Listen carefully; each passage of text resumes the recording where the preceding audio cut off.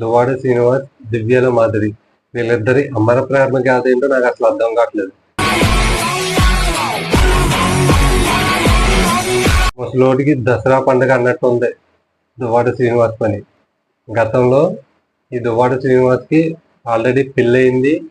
పెళ్లిడికి వచ్చిన 2 ఆడపిల్లలు కూడా ఉన్నారు. ఆ మాధురి అనే ఆవిడకి కూడా పెళ్ళయి 2 పిల్లలు ఉన్నారు. దువ్వాడ శ్రీనివాస్ అతని భార్యతో విడిపోలేదు, మాధురి కూడా అతని భర్తతో విడిపోలేదు.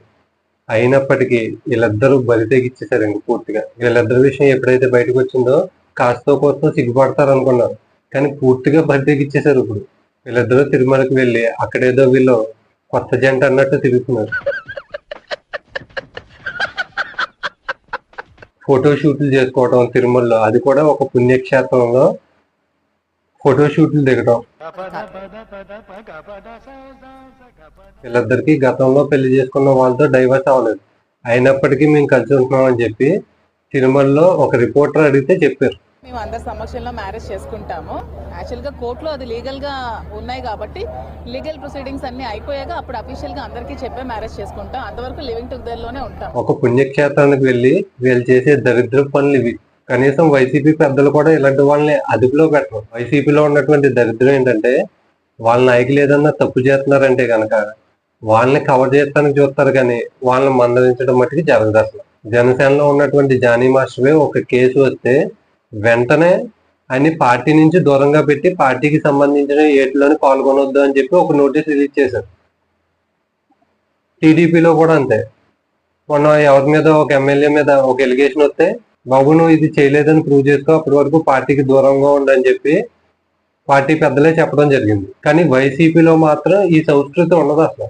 అసలే తిరుమల నెయ్యి విషయంలో వైసీపీకి కొంతమేరకు డ్యామేజ్ జరిగింది. దాంట్లో పడి గిలగిలా కొట్టుకుంటున్నారు వైసీపీ వాళ్ళు.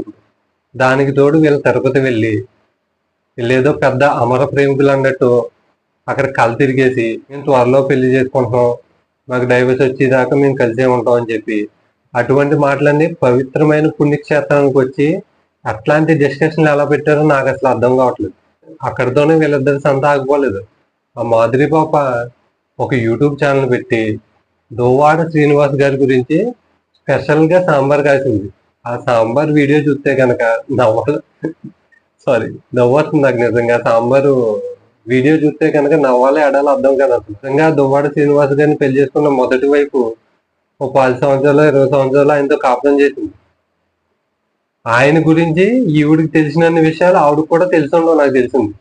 ఈ మాధురి పాప మాత్రం దువ్వాడ శ్రీనివాస్ అనే పేరు చెవులు పడితే మాత్రం తెగ ఆత్రంతో వచ్చేస్తుంది ఏంటో మరి.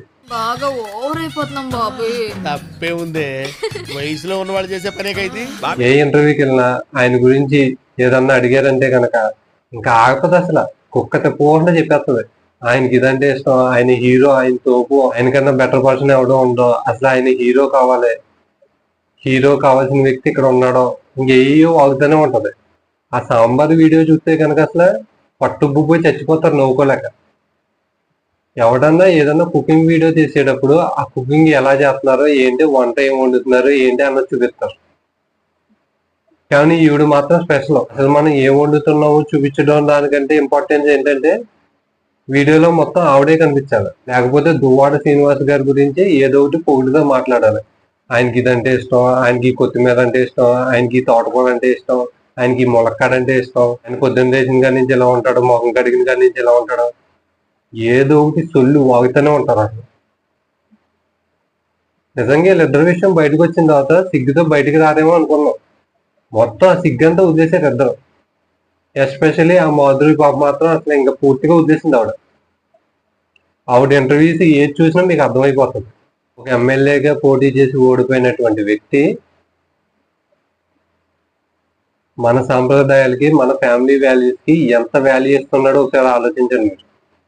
నాకు వీళ్ళిద్దరిని చూసినప్పుడల్లా అదు సినిమాలో ఒక సీన్ గుర్తొస్తుంది. నేను ఫీల్ అవుతాను. సిగ్గులేదేమిట్రా, నీకు ప్రేమ కావాల్సి వచ్చిందా? ప్రేమ మళ్ళీ ప్రబుద్ధుడు దువ్వాడ శ్రీనివాస్ వచ్చి తిరుమల లడ్డు ఇష్యూ గురించి మాట్లాడతారు. మన ఇంట్లో సంతేంతో మనమే చూసుకోలేకపోతున్నాం, మనమే రోడ్డు మీద నిలబడి ఉన్నాం. ఇప్పుడు రాజకీయాల్లోకి ఎటువంటి వాళ్ళు ఉండకూడదో అటువంటి వాళ్ళందరూ ఇప్పుడు ఉన్నారు. పార్టీ పరంగా చెప్పట్లేదు నేను, అసలు ఎంత సిగ్గు వదిలేసి తిరుగుతున్నారంటే పబ్లిక్ గా చెప్పేస్తున్నారు. ఇంకా జనసేనలో ఉన్నటువంటి జానీ మాస్టర్వే ఒక కేసు వస్తే వెంటనే ఆయన్ని పార్టీ నుంచి దూరంగా పెట్టి పార్టీకి సంబంధించిన ఏటిలోని పాల్గొనొద్దు అని చెప్పి ఒక నోటీస్ రిలీజ్ చేశారు. టీడీపీలో కూడా అంతే. మొన్న ఎవరి మీద ఒక ఎమ్మెల్యే మీద ఒక ఎలిగేషన్ వస్తే, బాబు నువ్వు ఇది చేయలేదు అని ప్రూవ్ చేసుకో, బాబు నువ్వు ఇది చేయలేదు అని చెప్పి ప్రూవ్ చేసుకో, సో అప్పటిదాకా నువ్వు బాబు బాబు నువ్వు ఇది చేయలేదని ప్రూవ్ చేసుకో, సో అప్పటిదాకా పార్టీ నుంచి దూరంగా బాబు నువ్వు ఇది చేయలేదని ప్రూవ్ చేసుకో, అప్పటిదాకా నువ్వు పార్టీ నుంచి దూరంగా ఉండు అని చెప్పి పార్టీ చేశారు. బాబు నువ్వు ఇది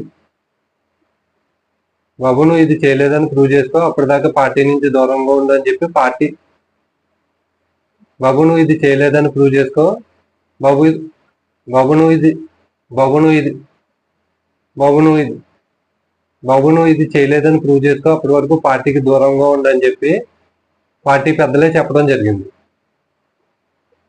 కానీ వైసీపీలో మాత్రం ఈ సంస్కృతి ఉండదు అసలు.